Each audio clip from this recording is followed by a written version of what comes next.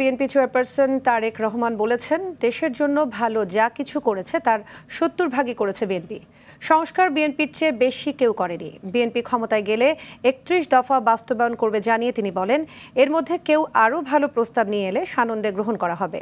ভিন্নতা কিংবা মতের পার্থক্য থাকলেও দেশের স্বার্থে কাজ করবে বিএনপি। রংপুর বিভাগের ৩ জেলায় রাষ্ট্র কাঠামো মেরামতের রূপরেখার ৩১ দফা ও জনসম্পৃক্তি শীর্ষক বিএনপির প্রশিক্ষণ কর্মশালায় এসব কথা বলেন তিনি।